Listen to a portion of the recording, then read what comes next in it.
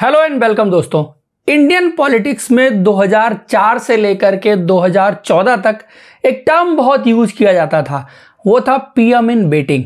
लेकिन अगर Indian cricket की बात की जाए तो इस वक्त पर इंडियन कैप इन वेटिंग ये टर्म इस्तेमाल किया जा सकता है कुछ खिलाड़ियों के लिए जो अपनी बारी का इंतजार कर रहे हैं, अपनी इंडिया कैप का इंतजार कर रहे हैं, और जिनमें से एक मेन नाम जो है वो है सरफराज खान का।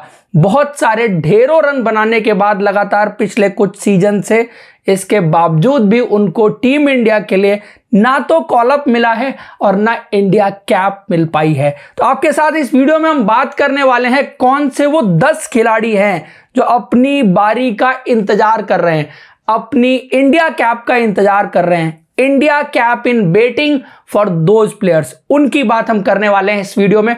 अगर आप नए हैं और आपने अब तक हमारे चैनल को सब्सक्राइब नहीं किया तो सबसे पहले सब्सक्राइब कर लीजिए, नोटिफिकेशन की घंटी दबा लीजिए। वीडियो अच्छा लगे तो आप सब लाइक और शेयर जरूर करिएगा। एज यूजुअल जैसे हम 10वें नंबर से शुरू करते हैं और 10वें नंबर के साथ शुरू करेंगे, और 10वें नंबर पर इस लिस्ट में है शम्स मुलानी, मुंबई से आने वाले शम्स मुलानी। और पिछले कुछ सीजन से लगातार इनका प्रदर्शन बहुत अच्छा रहता है। इस साल भी रणजी ट्रॉफी में सेकंड हाईएस्ट विकेट टेकर रहे हैं, लगातार वो टॉप 5 में विकेट टेकर्स की लिस्ट में रहते हैं। साथ ही बल्ले से भी जरूरत पड़ने पर मुंबई की टीम के लिए कंट्रीब्यूट करते रहे हैं। सो एक सीजन्ड कैंपेनर अब कहे जा सकते हैं डोमेस्टिक क्रिकेट के, जो लगातार प्रदर्शन कर रहे हैं, लेकिन उनकी कोई भी अपॉर्चुनिटी टीम इंडिया में सिलेक्शन की नहीं बन पा रही है। इंडिया कैप तो शायद अभी दूर की बात है, क्योंकि एक तरफ रवींद्र जडेजा टीम इंडिया का हिस्सा है, उसके अलावा बीच में सौरभ कुमार को भी कॉल अप मिल गया था, तो उनके लिए अपॉर्चुनिटी अभी नहीं बन पा रही है। और बहुत लंबे टाइम से खेलने के बावजूद भी वो अपनी बारी का इंतजार ही कर रहे हैं। उसके बाद नंबर 9 की बात करते हैं, और नंबर 9 पर मेरी लिस्ट में है रियान पराग।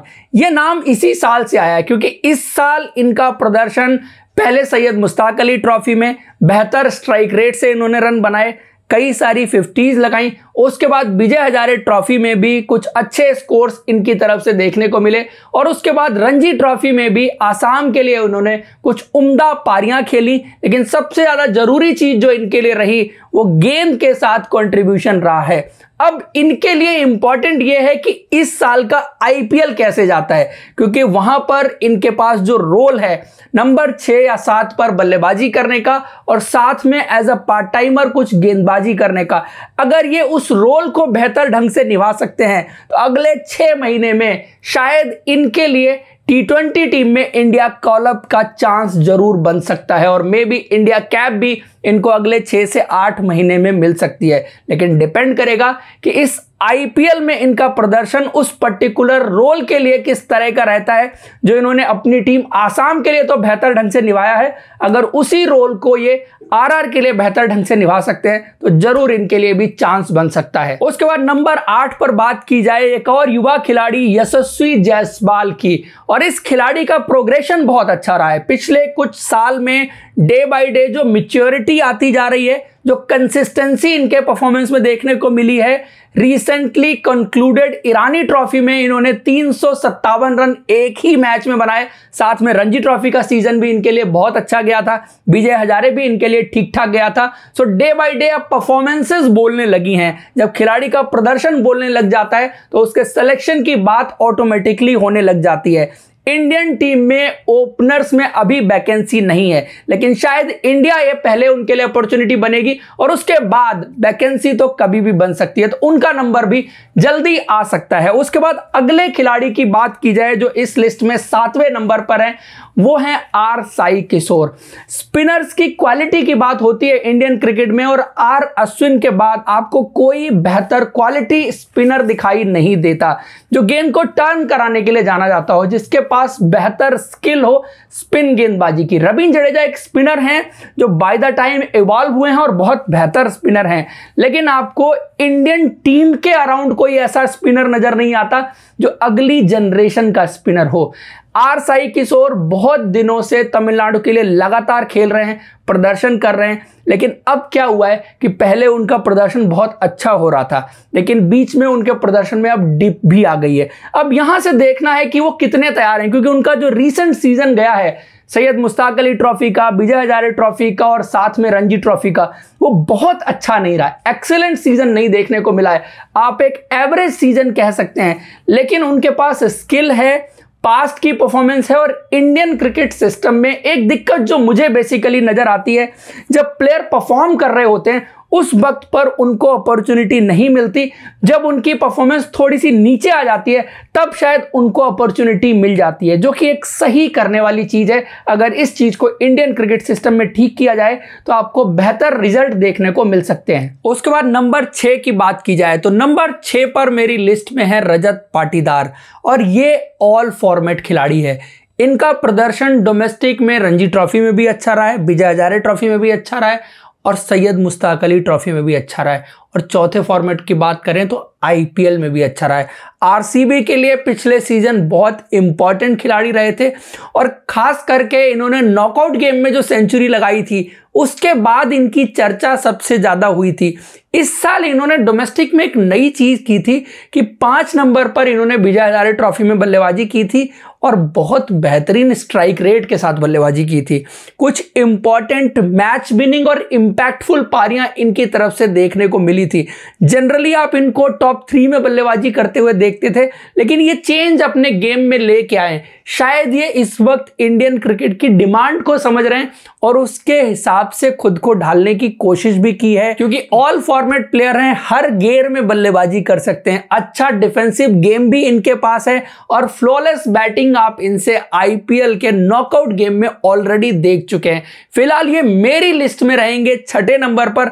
इनके इंडिया कॉल अप की अगर बात करें तो इंडिया कॉल अप इनको मिली थी, लेकिन जो कैप चाहिए उसका इंतजार ये भी कर रहे हैं, और ये भी इंडिया कैप इन बैटिंग वाले खिलाड़ियों की सूची में शामिल है। उसके बाद नंबर 5 की बात करते हैं, और नंबर 5 पर मेरी लिस्ट में है रिंकू सिंह।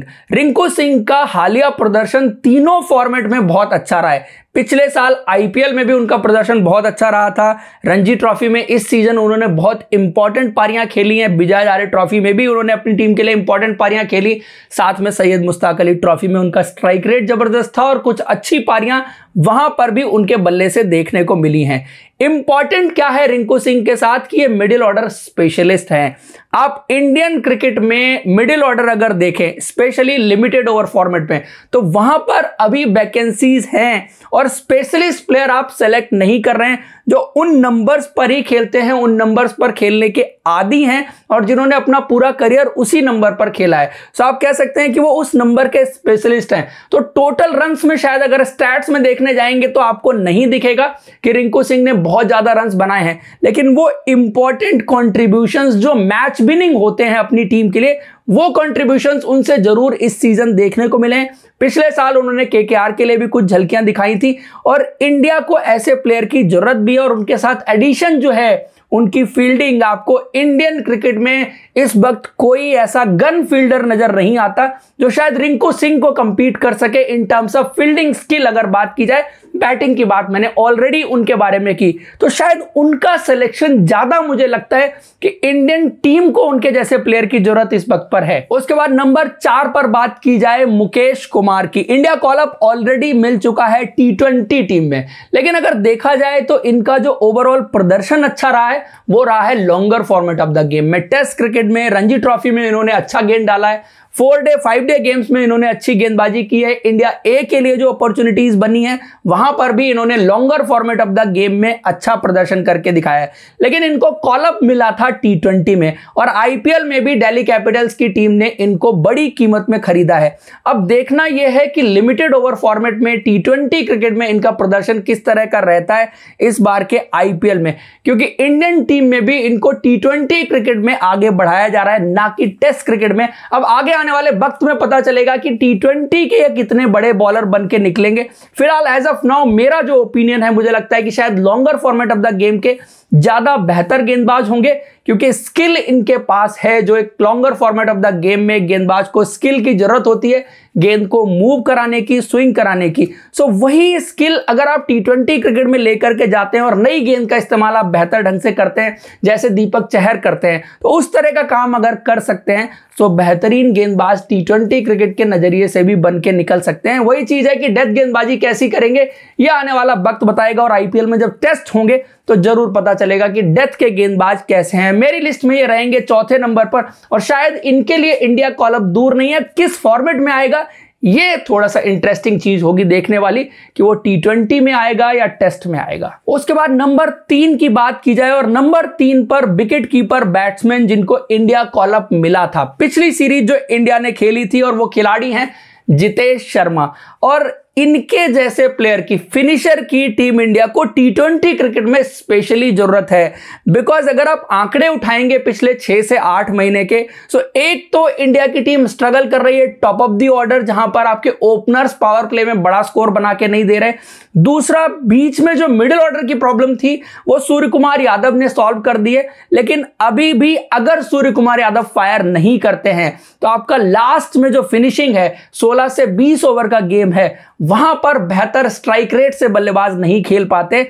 इस वजह से आपको इनके जैसे प्लेयर की जरूरत है, फिनिशर की जरूरत है। और आप कह सकते हैं कि ये T20 स्पेशलिस्ट हैं। पंजाब के लिए पिछले साल IPL में उन्होंने जो झलकियां दिखाई थी, तो उस तरह का प्लेयर टीम इंडिया को चाहिए। और ऊपर से विकेट कीपर बैट्समैन हैं, सो ऋषभ पंत का ना होना, संजू सैमसन भी लास्ट सीरीज में इंजर्ड थे, तो इन सारी वजह से इनके लिए कॉल अप मिला था। लेकिन अब क्या इंडिया कैप संजू सैमसन की वापसी के बाद मिल पाएगी, ये एक इंटरेस्टिंग चीज रहेगी देखनी। उसके बाद नंबर 2 की बात की जाए, और टेस्ट क्रिकेट में ओपनर्स एक सिरदर्द बने हुए हैं अभी भी टीम इंडिया के लिए।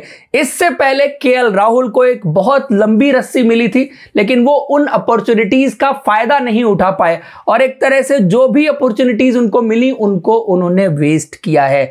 अब ऐसे में जो पैकिंग ऑर्डर में चौथे नंबर पर ओपनर था, उसका ऊपर आ जाना लाजमी है। लेकिन KL राहुल को अभी भी 15 से बाहर नहीं किया गया, तो शायद इंतजार किया जाएगा आने वाले WTC फाइनल तक का। लेकिन WTC फाइनल के बाद अभिमन्यु ईश्वरन के लिए अपॉर्चुनिटी जरूर बननी चाहिए।